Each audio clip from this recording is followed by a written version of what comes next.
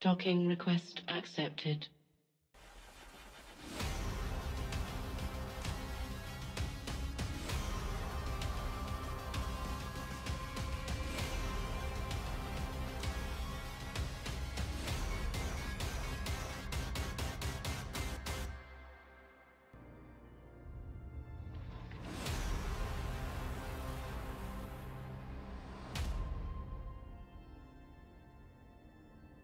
Good morning, New Eden! Today is October 8th, 2024, and this is the Federation Frontline Report. I'm your host, Frozen Fallout, and today we have a very special guest. We're doing our CSM interviews here. Dujek, Oneye is with us today to give us his campaign platform and tell us how cool he is. You know, let's find out the stories. I've been already talking to him a little bit. Sounds like he's got some really cool stories to talk about here. So to start off though, tell us a little bit about yourself. How'd you get into EVE Online? Why are you passionate about this game? I lived in Iceland when it was being released, and I got a lot of press there, obviously, like a big major video game title in Iceland, and I couldn't run it. My computer wasn't capable of it, so I didn't think about it for quite a few years. But a friend of mine, he was playing in the Alliance tournament. We played other games together at the time, and he invited me over to his place, and he showed me. He was flying around in a Drake, killing everything, as one did back in the days. Drakes were ridiculously overpowered, and I didn't start playing it then either.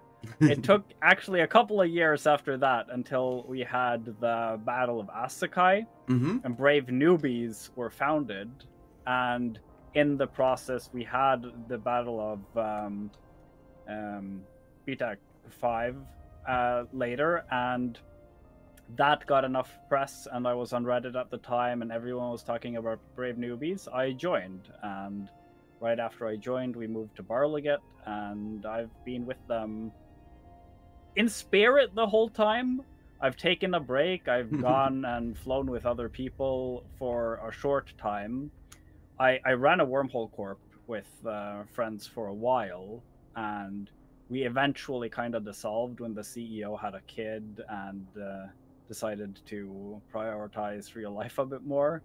And we tried out some Wormhole Corps to like find that same groove, and we liked roaming too much. We went to Lowsec, we joined up with Waffles, and I was with them being a nomad for a while, and then I went back to Brave, and I've stayed there since. Awesome. Yeah, it sounds like you've got quite a history here. When was your what you would consider your official start date of this epic that you've it been was involved at the in? very start of 2014, so it's been 10 years and change now. I immediately went all in. It wasn't like oh, I'll just try a little bit. It was join a big corp on day one, get 5 accounts on day one. I knew about Eve. I'd talked to people who played Eve. I had friends who played Eve. I had heard of all the things that you could do. I'd also like understood kind of how skill points work and so on. And because we didn't have injectors, we didn't have anything like that then, it's like I need a main character immediately, and I need a Lynx character immediately. In the days of off-grid Lynx, that was kind of a useful thing to always have. So that started training then. I started a Dread alt, I started a Carrier alt, I started a Market Trader, and like it grew from there, but it was really kind of all in from the get-go. I kind of like to do things properly. I'm pretty competitive. And it sounds like you came into it, like you said, like with this, you know, back knowledge of, you know, you've been hearing about it, you've got friends that have been playing it, you can kind of come into this when you came in, you came in full steam with a little bit of help from the outside. Did you have people that immediately you joined up with, or did you kind of go solo in the beginning? I met a bunch of people in Brave. Like, Brave was the big up-and-comer in terms of numbers back then. Like, we weren't as established as the other groups. We weren't Goons, we weren't Pandemic Legion, we weren't NC Dot. We were just newbies. We were experiencing everything for the first time together. We were learning about the game and the mechanics and so on together. And because of that, we also had instances that weren't great for us, but were great for learning. Like, we were relentlessly farmed by a character named -93 back in those days. He killed us like 30,000 times in the couple of years that he just lived in our staging. We lived in an NPC station. He lived in the same NPC station. We'd undock. He'd immediately undock, scram us on the undock, start shooting us with the Proteus. If we started shooting him back, we were like 100 to 1. In Atrons against this Proteus, he just undocked an Archon and started repping himself. And he'd kill all of us unless we left. Yeah, there is the throwing around of power in Eve is quite impressive, but you guys have come a long way since the Atron days. Tell us, what are you up to these days? I'm mostly focused currently on being the AT captain for Brave. We do several days of practice every week. There's a lot of theory crafting. There's a lot of logistics management. Right now, before the tournament, we have to make sure that all the ships are bought, all the implants exist. We have the roster in order, and that, in addition to the fact that the entirety of our alliance is moving over by a region, not as far as Goons are going, but there's a lot of logistics there to do as well. Oh, absolutely. So tell us, you're running for CSM. Before we get into your platform of CSM, though, what is your understanding of the CSM? Have you ever tried running before? And how do you think you are going to be able to? What kind of influences do you think that you have? Do you think you walk in there like a dev? I ran last year. I missed out by literally 24 votes. Oh wow! I was this close. I got like 3,800 votes. Not quite enough. I was in the runner-up position, and I had spoken to like my former Alliance CEOs. Have been like the two previous, actually the four previous ones have all been on the CSM. I know other people have been on the CSM. I've spoken to CCP about it. Other people who are currently on the CSM who I talk to from time to time. And it's not a game dev position. Like, actually, I had a bit of a revelation about this yesterday, actually, in an interview with Kshal. I love revelations, man. Not the laser shooting kind, just an understanding that I didn't have before.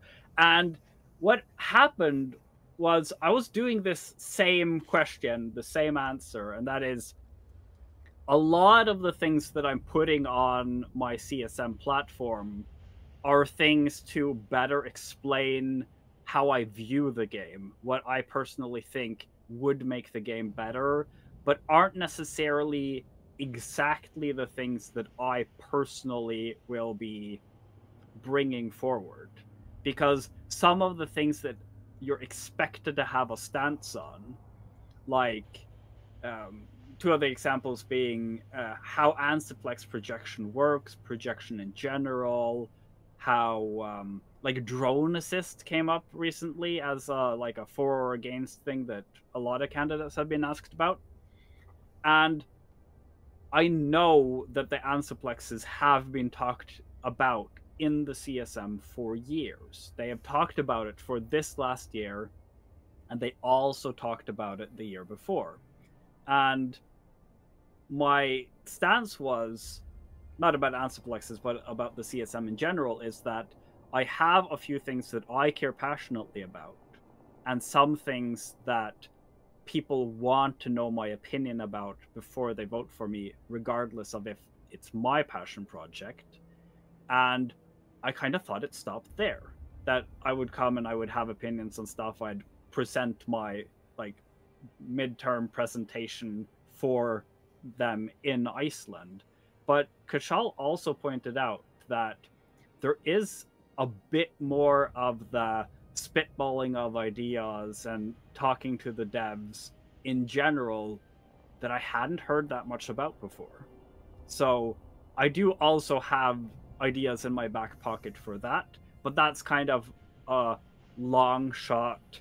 Let's just brainstorm and see what sticks, and it goes into some pile of ideas that at least serve as inspiration for devs if they have to build more stuff later, but aren't pressing issues that need to be fixed now. They're additions, not band-aids. Awesome. Yeah. No. So let's get a little bit deeper into your platform here. So if you could kind of distill it down into a thesis statement of your platform that you have, and then we'll kind of take it from there.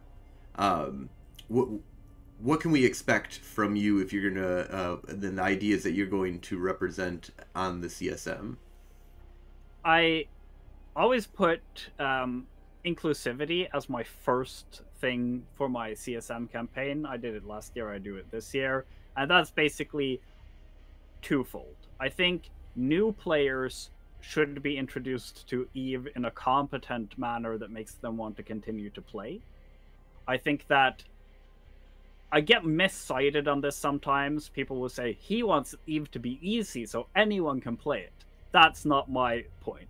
I just think that the tools should be there to effectively teach players so that they can play the game how it is played and not show up in the starter system, do 46 starter missions and think it's just like a mission grinding MMO where you go and collect 10 boar pelts and come back over and over again, because that's not the Eve I play. I don't know anyone who plays Eve that way. It shouldn't be the main way to be told how. And also, like, Eve is very unique, right? Like, it's at this, if I go to play World of Warcraft or anything else, and people are like, okay, so the first thing you need to do is get to my level, which is max. And you have, and I'll drag you through all the content to get you to, but you're going to have to grind for the next X amount of time in order to get to my level, or buy it outright from the game store or whatever. But EVE Online is very unique in that, like, a day one newbie with a scram could become a hero and do some really great, crazy things. Now, the likelihood is very low because the knowledge that you need to have or that you need to put into the mind of a day one is the hard part. It's not about the skills. It's not about what level you are. It's about your knowledge and understanding of the game. And if you don't properly introduce them to this very unique game and how to do stuff in it, you're immediately going to get people like when I first joined in 2003 who looked at the game, saw no tutorial. Like, if you think the bad things are bad now, it was 2003 beta. I heard all the horror stories about, like, you'd boot up a character, you'd ask your friend what to do, he started a bit earlier, or at least a few years later when people knew this, and they're like, okay, you should, if you're a smart player, start training skills so that you can train skills more don't play the game. Actually, for the first 3 to 4 months was like a going base advice, which that's bad. That's bad. You don't know. That's Absolutely. Not how you. And they got rid of that. They got rid of a lot of things. They've really boosted up a lot of potential for players to dive deep right away. You even said that you dove real deep in the very beginning, and tools are there to allow for players to dive even deeper and easier to dive deeper into this game right away. And that's okay. I think that's great. That's what makes EVE kind of epic. So it sounds like you have like a platform that focuses a lot, of course, on like the new player experience and stuff. Is there any specifics that you have on things that you would like to see change?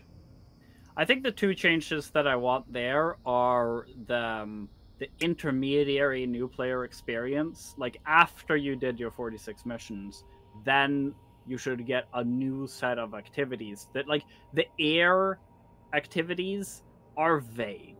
I think that when you log on and it says capture 2 uncontested factional warfare plexes and get 500,000 ISK and you can get some skill points in a day. Like, people don't entirely know what to do with that. They're not taught how to fit ships. They're not really taught that if you go into a wormhole or if you go into low sec or null sec, you will instantly die because you don't know how to protect yourself. I've seen new players like jump into wormholes, they don't know to cloak. They jump into low sec, they sit on the gate. Like, there's a lot of that going on, and I think that the first step into the danger of Eve, they could at least explain what's going to happen and also explain that that's okay. Like, they should. There's a mission in the start where you are given a ship and you have to like suicide bomb it into a station and blow up, and they like explain this is what happens when you die. They should just actually like funnel all new players into low sec, watch them die. When they get potted, they come back to the station and the station goes, that's what happens. No, that should be a whole mission. It should be go find a way to die in low sec, like, and also give them things to do in low sec so that they have things to accomplish and goals to accomplish in low sec for a little bit. They have to dip their toes in, but one of those missions is you should die if another player kills I think you. That would and be... yeah, you could cheese that, but it's not about the a veteran player cheesed it with his run through. It's like, well, who gives a fuck about that, because the new player isn't gonna cheese it. They're just gonna be like, really? I need to die? Like, oh, yeah, I don't think that experienced players necessarily need to do the missions anyway. Like, right, yeah, it's not like they're making money anyway. It's not like that's the way to cheese a bunch of ISK out of the game, you know, is to run the newbie missions. Yeah, and the second thing is that the finding a corp interface is very deceptive and it's very clunky, and a rework of that would be amazing. I think that one of my biggest gripes is new players will look at the corpse and you'll see like generic high sec corp 900.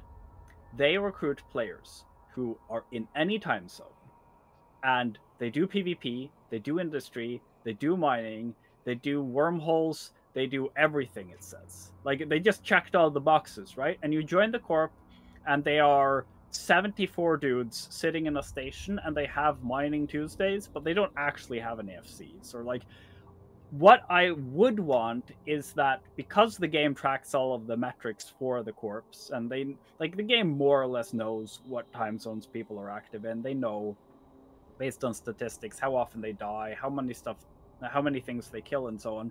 I think that the game could display that in addition to the like self-proclaimed this is what we want to do, because if you had a bad month of mining, or you like had to move stagings and you didn't mine that month, and suddenly the game won't let you say that you're a mining corp, that sucks.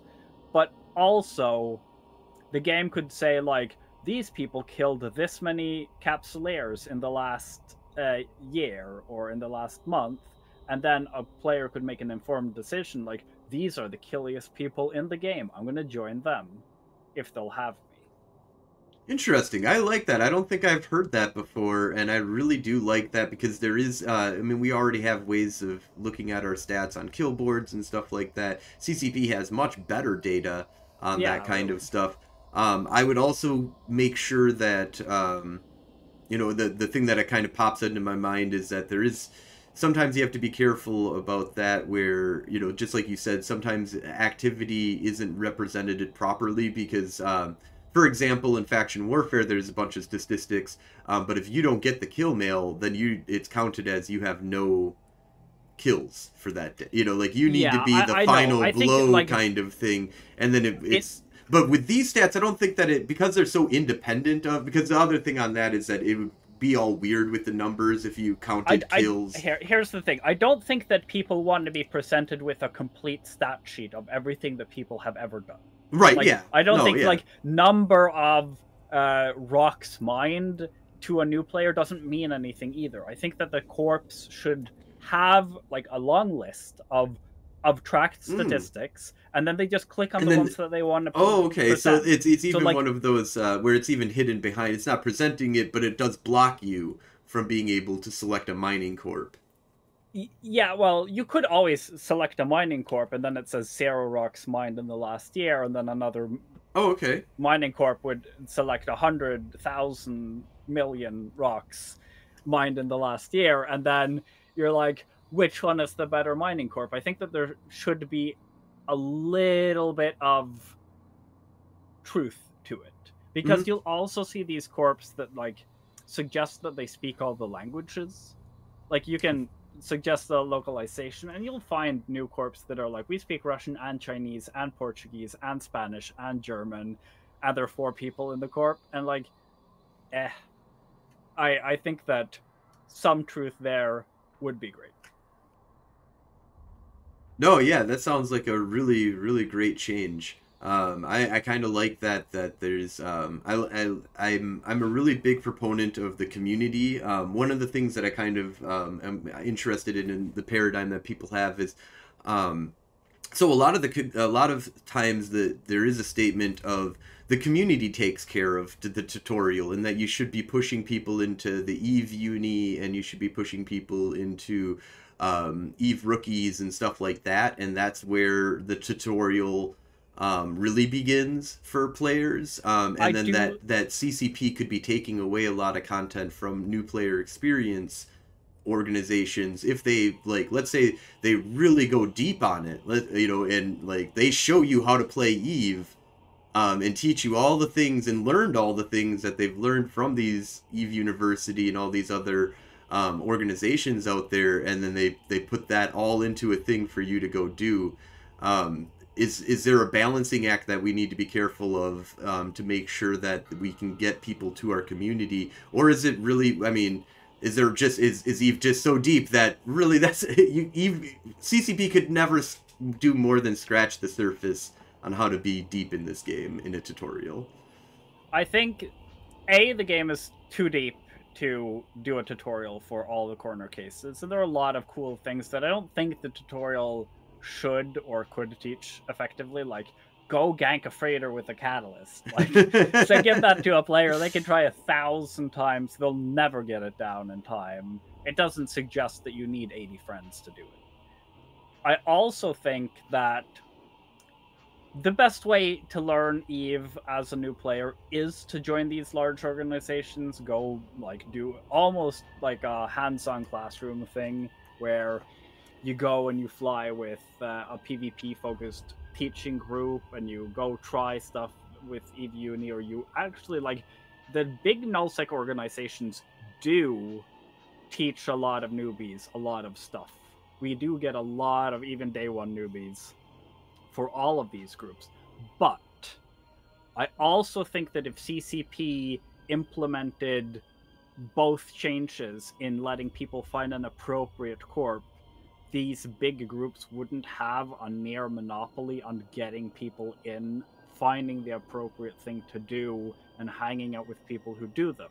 Because I think that since there are so many of these new player mill corporations that promise new players the moon and don't really deliver, and I say this from experience, I have made a lot of new characters, I've joined all sorts of people who spam in local and in mails recruiting my Sino alts and whatever, and like I will actually just join these corporations and hang out and go on their Discord and learn about them, and the quality of some is amazing, and they inform me about how to teach my own newbies. They have programs that are great and track your progress and give you free shit every time you reach a new milestone. Those corps are great, and some corps go inactive after 2 months and nobody ever does anything again. Yeah, no, there's I definitely agree with that. There's some competition that can be had. Speaking of the community, what do you think CCP's involvement with the community, how do you think they're doing right now? And is there anything that they can improve with how they interact with the community? Not just like the general community, but also like groups like Eve Newbies and all the other really great organizations out there that work with us, and then there's goons, and then there's all I would say even Snuff is a is a community that exists. Yeah, yeah, absolutely. First of all, I mean, CCP players play the game too. Like, if you are a recruiter for a group, eventually you'll meet the day one newbie who has all skills to 5. And you'll think to yourself, like, who's this cool person? How many skill injectors did they really buy? Like, they're around. They play the game. I know some of them because of that. I wouldn't out them. But I also have CCP employees that I've met or hung out with after playing this game for 10 years, and like, they have their characters and they play their game, so they're in the community. As far as talking to the community, like, if you read EVE Reddit, you'll see like a lot of people saying, like, trying to get CCP Swift's attention on stuff. Like, they don't really have like the full-time dedicated staff to talk about every time somebody disconnects. A CCP employee comes into Reddit and says like, oh no, I tripped over to the power cable, like the servers are down, it's not like they've exploded or something. Like, I don't think that's necessarily what we need. A more consistent high-level feedback about like the big changes to the game, especially when they don't work out, could be nice. And I think that some of that could easily be outsourced to the CSM. Say like, hey, this is what we were trying to do with this change. Sometimes I would like that. I played a lot of other games. I play other games. The devs do explain their decisions more than CCP does, but I think CCP lives with a healthy fear that their players are too smart. And there are a lot of times where you might ask something of them and they realize they can't say that because somebody will abuse it. One of the examples I heard from CCP at FanFest last year was somebody had asked one of their stats people, their database, their data analyst, data scientist people, about the amount of P4 that existed in order to like corner the market on PI products. Sorry, I got a lot of those letters wrong. No, they wanted to corner the PI market. They asked kind of an innocent question, but it actually had some ramifications. So I think one of the reasons why CCP doesn't say as much as we would like is because they think people will abuse it. Interesting. Yeah, no, and it does sound like you have an experience of this idea of I like maybe the CCP is around a lot more than you think they are. Like they're and we do know they do have secret characters that they go out and they're in the community doing things and they're not letting you know that is their character, and that they're a CCP dev and stuff like that. And yeah, that's some cool stuff. What do you think of the new player retention, and how are we doing in that? I know one of the things that, speaking of community, that outreach from CCP to the community, is they do the, oh, you just lost your ship, let me message you and talk to you. Like, you get to talk to like a GM, like in the beginning, like one of the first interactions you have with the community is a CCP developer coming in and saying, hey, looks like something happened, how you doing? Or not a dev necessarily, but somebody at CCP, a GM. Yeah, I've interacted with them a lot in that regard. Like, I don't actually take up their time. I think that they can find a legitimate newbie, but I'll write and say like, hey, thanks for reaching out. I am actually a spy, or I am actually just a Sino alt or something, because I do get these a decent amount of the time. More on spy characters because they need to have like a different like for like the security of them. I have a different email and I have a different everything for them so that they're not as easily caught. But my Sino alts haven't been contacted by CCP for a while. I like that. CCP have said that there are really two pivotal moments in any Capsulair's like beginning of the journey, whether or not they continue to play the game. And one is, do they join a corp? if they join a corp, they're much more likely to stay. And if they lose something big, they're more likely to stay. And that's why CCP also reaches out to people. Like there's a threshold there. I don't know if it's automated or what, it flagged, or how they necessarily decide who it is.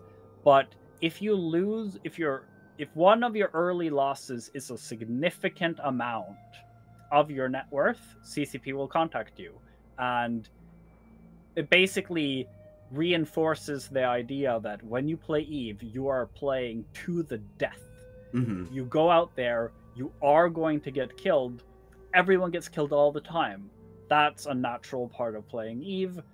In fact, your 30 million Vexor that you put all your questing and missioning items and exotic dancers into, and then went into LoSec and died, that isn't a huge deal in the grand scheme of things. You'll remember this moment 10 years from now as that time when you spoke to a CCP employee and it was kind of a nice time.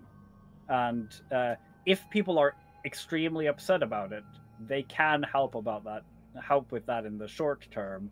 Like, they don't want people to quit on their first loss. There would be no retention at all. Do you think there's things that they can do to help boost retention at this point? I know that we talked about like some enhancements on the new player experience that you think would be helpful.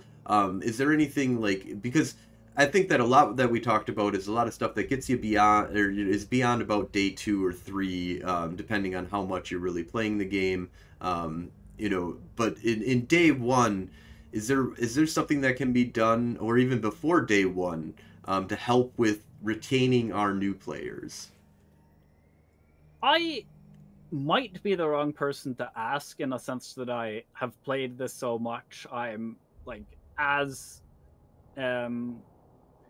into EVE as anyone is likely to be, but I would say that some of the things that personally for me matter a lot now and mattered back when I hadn't played quite as long is that CCP, compared to basically any other game you could be playing, like, I know people like to complain about their customer service at times, but their customer service is good. You'll talk to a real person within like a short amount of time if you have a legitimate issue. And I think that a lot of games like completely outsource that to an AI who can't even read what your problem was in the first place.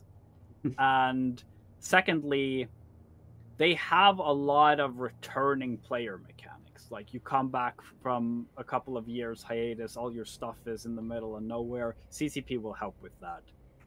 You subbed your account for 2 years. You suddenly had to move to another country, get a new job. You're too busy to play. You come back, your skill queue timed out after a month into those 2 years. They'll give you all your skill points.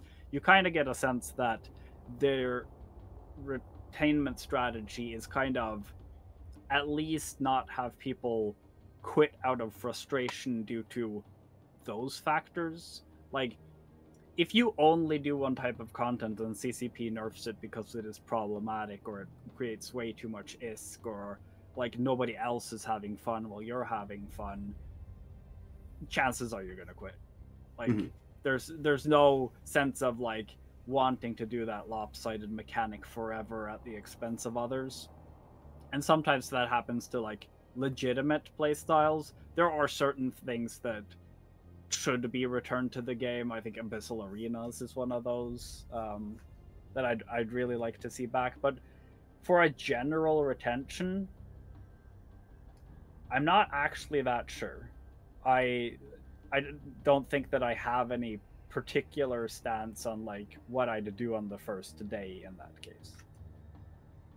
Yeah, no, but you gave a good, good examples and ideas of where, CCP, is pushing for retention. And yeah, a lot of that is, coming back to the game is really easy, and is something that happens to almost everybody I know. If you've played EVE for, at least a little while, and you've hung out with friends that played it, it's really easy for your friend to be like, hey, you play, I play EVE still. You want to come out and murder something? You I know? definitely have friends who are. I'm looking at my watch, actually my calendar, I guess, in that case, and being like, well, this person hasn't played in 4 years. They're due for another go. Yeah, it's ready for them to re-experience EVE Online for sure. What would you say is the number one problem in EVE Online? If you had to like go all the way down to, and just this is the maybe there's a bunch that are kind of coalesce with it and stuff like that, but if you could try and distill down, like, what is the thing that EVE Online needs to fix? And do you have a solution, not necessarily that 100% would work, but do you have an idea of a plan?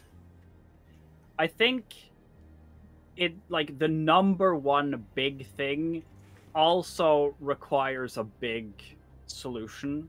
And I think the number one big thing for EVE is you should basically be able to sit down at your computer at more or less any time. Like, obviously, like, EVE is a global game and it has many time zones, and like it's hard to get that balanced out. We're not thinking of that now, but you should be able to log on and you should be able to do a thing when you log on. And to explain this further, nullsec is getting more stagnant because everyone is either on side A or side B, and it gets harder to like quickly go and find somebody to fight. People who love small gang, who are unaffiliated, they also feel like if you go to one of the big nullsec groups and you want to fight them, often they'll just drop like a whole bunch of marauders on you or a whole bunch of super carriers, or like that, stifling the fight. So this is the problem that we need to fix, in that like you can go and do stuff more or less in your chosen area of play on short notice. Because we've just come off a summer where you do hear people like unsub for summer because nobody's playing. Like, some of it is people wanting to go touch grass, but we're EVE nerds, we know not everyone is doing that. And when it comes to getting more fights for people, we have to look at what do we think is causing people to not fight as much. And that would have to be stuff like ship prices. A lot of ships are very expensive and don't get used that much. We just had a war where we didn't really get much in the way of fights. We brought all our dreads over, we never used them once. And also a projection issue, where if you are a small gang and you go into enemy territory, they'll be there so quickly you don't get a fight before they have too many people. And combined with making ships cheap enough that people want to blow them up rather than hoard them in case you need them later, and having the right amount of people at the right place at the right time, those two things I think go very much together to make sure that we're getting more fights in EVE Online. But you did say that you brought all of your dreads over and you didn't use them. Is there? Could you go a little bit more deeper into that? I think you kind of touched on it as you were just explaining a little bit more, but I'd like to go a little bit more deeper into that. Why do you think? What was the point of not using the dreads at all?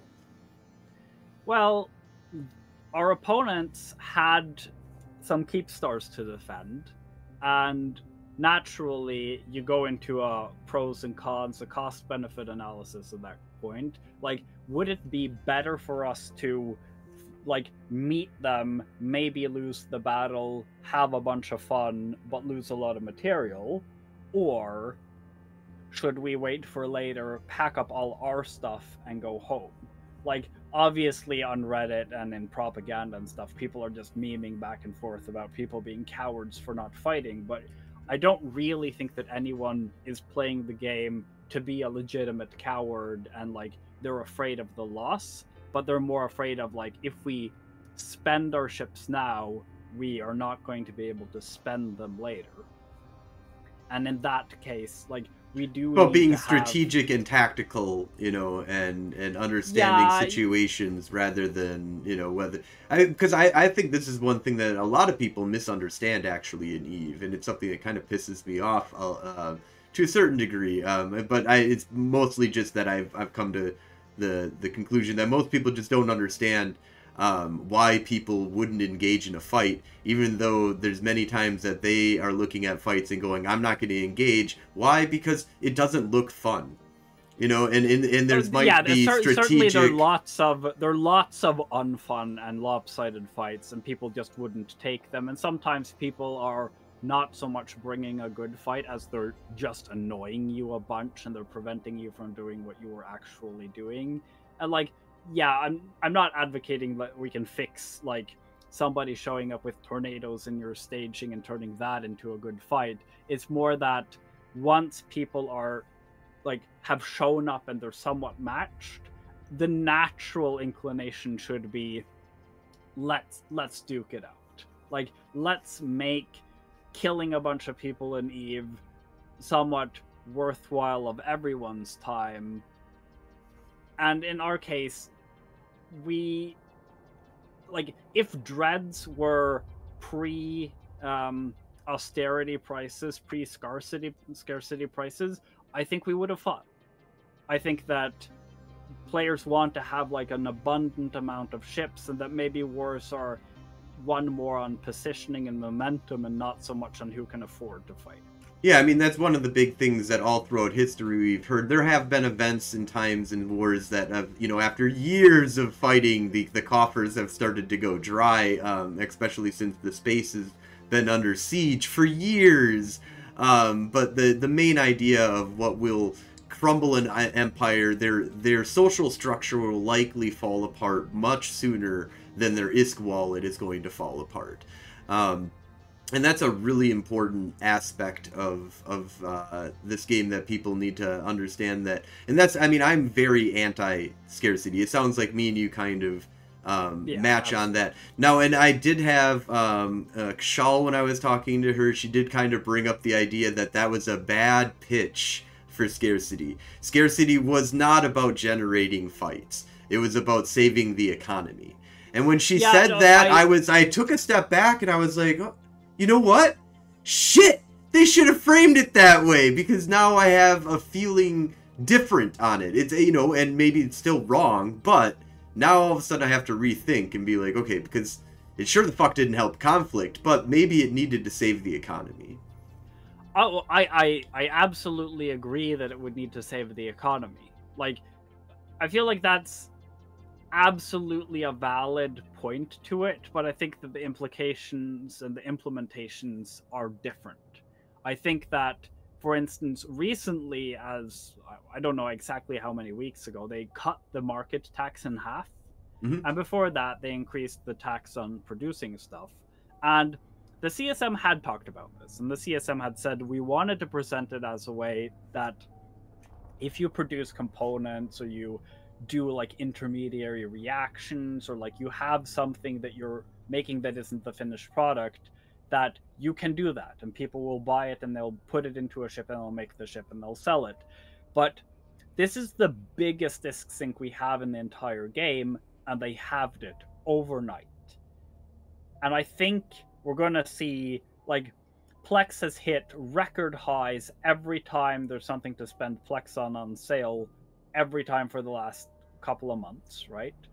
Plex has been up to like 5.9 in Jira at a singular point recently, and I think that if they're going to cut these kind of syncs, that also undermines their idea of scarcity, because we're going to get a lot of inflation, and that really just helps old money and people who did mine when we had works and still are sitting on mountains of all of the minerals and whatnot. But also, we have the out of control faucets that really do need to be looked at. I think that home fronts are run by way more bots than you would ever want any activity to be done by. I think that Pochven is printing ISK like nobody's business, but people there are fighting way less.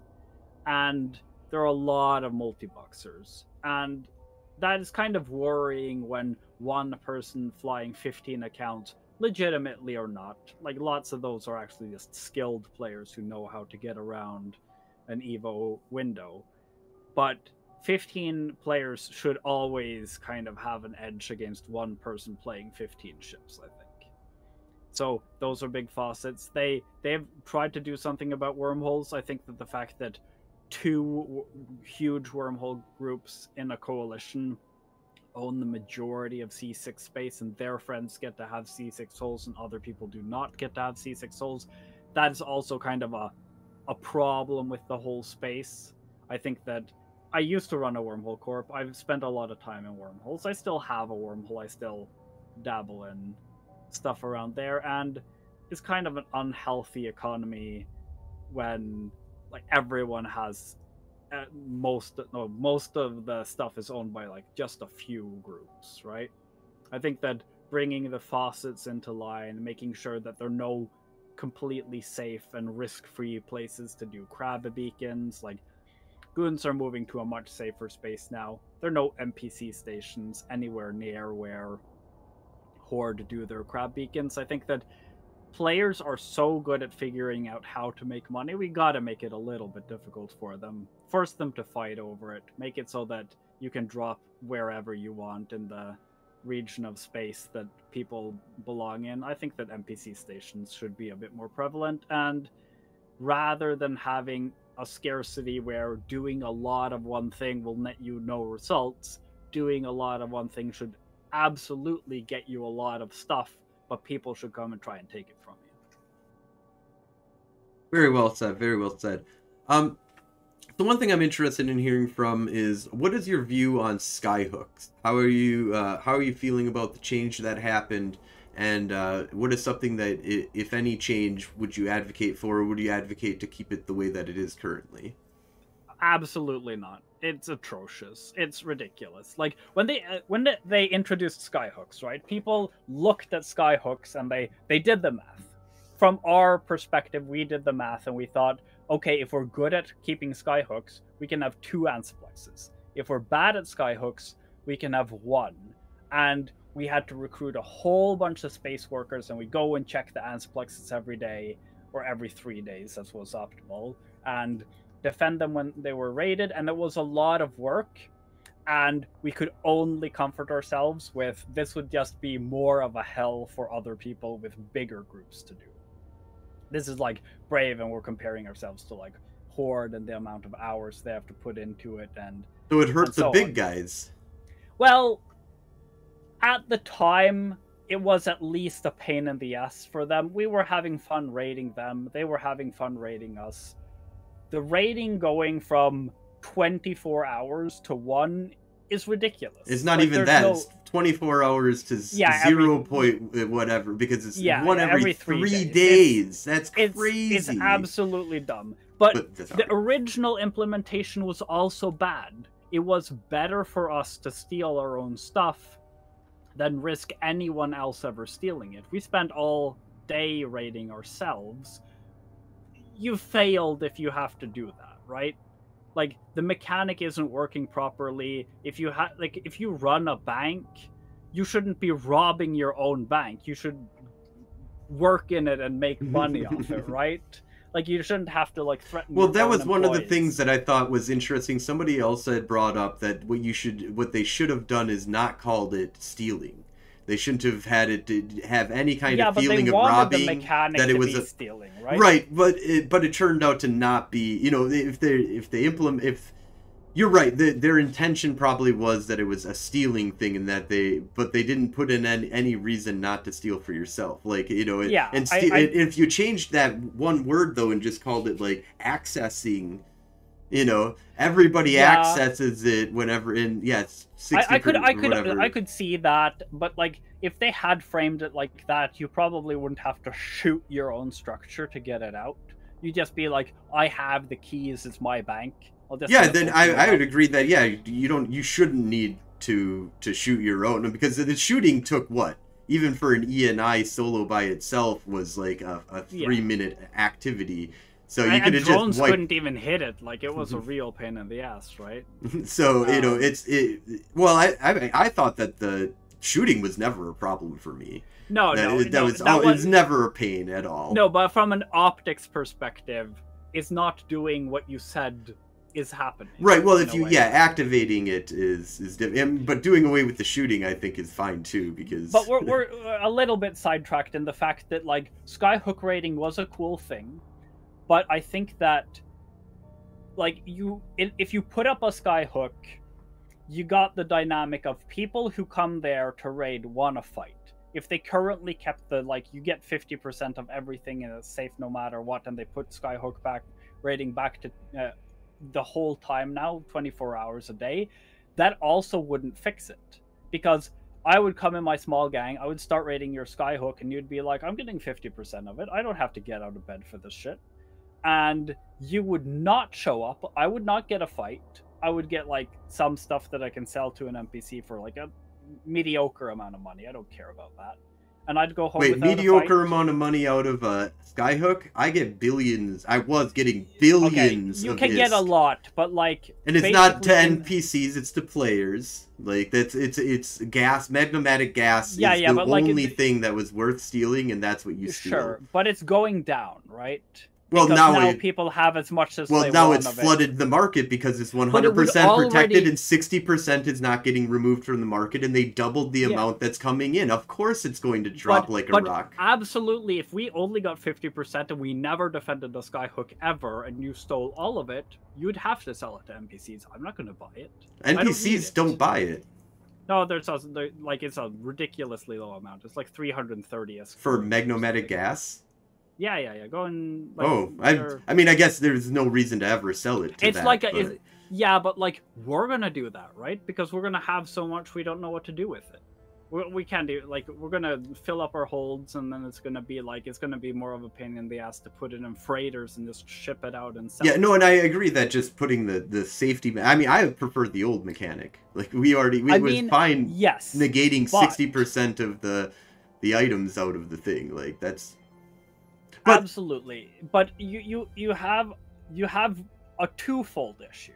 The first issue is if what you put in play for a mechanic is undefendable, then it also kind of you give up at some point, and it's a lot of work. And as a point, I don't think that game mechanics should introduce a lot of anything that players consider to be work instead of fun.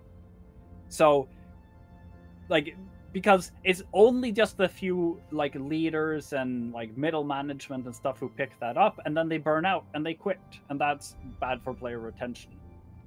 Oh, that's the point I was going to make, and this is a callback to the first part of the question, is the game knows when people are doing stuff. If you come and steal all the stuff in the middle of the night when I'm sleeping and I don't form up, you didn't get a fight. And you have Horde, for instance, who have, since they teamed up with Frat, their structures are set to Chinese time zone, so we as like a mainly European and US group, we can't attack them effectively because Frat can always have more numbers in that time than we can. And Horde are basically like lying about when they're playing in order to not have to fight. And like this is just clever use of game mechanics. I'm not insinuating anything about like their character for doing so. It's a good strategy. It works. Players should be trying to win games. I truly believe that. But I don't think the game should let you. I think that if you had skyhooks, the game should be able to see in your alliance, people are logged on in this span of time. People can raid you in that band of time. If people are in space in the time, like if there's somebody in space, or if there normally would be somebody online in that space at that time, that's when you can ride skyhooks, plus a couple of hours on each side. So if you are a US group, the skyhooks are not online between like 3 in the morning and 8 in the morning or something. Give people a little bit of rest, and then otherwise you can't steal your own skyhook because that negated the whole thing. And when people come to raid you, they also get most of it, but they don't get all of it. So if like you would not survive on never defending anything, but also if you get absolutely zero, it should just, the baseline should be based on how much you defend it, not automatic 50% and not having to steal it yourself. So if somebody raids the same skyhook 10 times, you might get 0. But if they succeed once, you shouldn't get 0, and when they raid it shouldn't matter. Like, I would rather have the skyhook pays out a percentage of the total amount once per month and subtracts 10% for every time it was successfully raided during that month, rather than have, if they raided on day 1, they get nothing, you get everything, and if they raided on day 29, they get everything and you get nothing. Or some variety of that. Last year, we asked for passive moon mining, and we loved passive moon mining back in the day because you could attack people's moons and they would absolutely defend. Like, nobody could afford not to defend that, but there weren't 8 or 16 of them in every system. Like, there are not that many systems with that many gas planets, but like, the space has too many if that's the mechanic you're going for. There should maybe be some more important and less important skyhooks. Make like an R64 skyhook and an R4 skyhook, so that you can concentrate your efforts a little bit and get some epic fights out of it as well. Awesome. Well, I definitely want to make sure that we give some time here to any kind of shout-outs that you want to give. I know your mom and dad are probably watching. Is there any mentors that are out there? Is there anybody that's on your team that's, you know, directly supporting you that you want to give a shout-out to? I would like to give a shout-out to my entire AT team. They're stuck with me 9 to 12 hours a week for months on end when it's AT season. Like, everyone in my alliance is great. We spend a lot of time making silly memes about stuff we do in EVE and playing a lot of EVE. And everyone that I've spoken to while campaigning and all the interviewers and other CSM members, I've had a great time. Even if I like was certain to lose, I probably would run again. I'm having a lot of fun going and talking about EVE with everyone. Yeah, no, I feel you right there. You know, to a certain degree, this is something very new to me, and I think that, you know, my main kind of goal here is to kind of talk to a lot of people, and if I win, that'd be awesome. But this is just an experience all of its own. That's super cool. So I'm glad to have you on here. Before we go, though, is there anything that we haven't talked about yet, that's something that's a passion of yours that you want to make sure that we talk about before we close on up here? I think in short, I would say I love going and meeting people IRL who I play EVE with. I've been to FanFest, I've been to EVE Vegas, I've been to a bunch of Goon meetups in Wisconsin. Oh, you've been to Madtown. I live in Madtown. I go to I've been at almost all the Goops for the last many years. Yeah, like I think the first one I went to was in 2015. Okay, yep, I would have definitely been at that one. Yeah, so we probably met in person, just... I'm sure there's a picture of us if we go look at the Goop pictures, because, I mean, you've got a beard, and I usually had a beard, you know, ish. I was always like, when I got in the beard picture, they were like, I was like, are you sure? I don't really have it. And they're, no, it's sexy, it's fine, you're good. Yeah, I have reasons to be in Madison and the area, and most of my old corp were from that area, so... Madtown is 77 square miles surrounded by reality. It's so weird. Like, there's so many EVE players that are here. Like, the poster that I have behind me, I was telling you beforehand, was like, I ran into a dude, you know, in 2005 or 2006, and he was just like, you play EVE? Like, oh, I used to play EVE too. I used to be with the Goons, and we were in the Southeast, so... you know, he was like, yeah, I got something, hold on, he goes and grabs this thing. So speaking of which, because something I think this is something really cool. You've got a lot of experience with these in life real community meetups and stuff like that. Can you give us any kind of how was it for you? Any stories that you've got? Is there anything that you kind of want to express about how cool these in group meetups are? Whether it's Fan Fest or whether it's like an alliance meetup. One of the best things about it is you kind of get a new group as you go there as well. Like last FanFest, I got an Airbnb. We were a whole bunch of people from my tournament team there. We're mostly people from Brave. We have one person from NC Dot. We've got some people who are unaligned and so on. And we realized that we had no pots and pans that were good at this Airbnb. So like some random Icelandic NC Dot dude lends us a set of cookware for the week.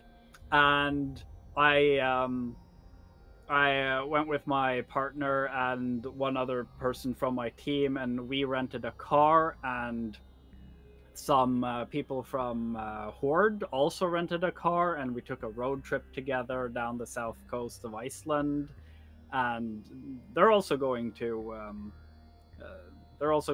E-Vegas now. So like I set up my long-term friend who took a 6-year break from Eve. Like we didn't know a lot of people going to the E-Vegas meetup, so I like, these random Horde people and this NC Dot dude, they're the best. You need to go hang out with them.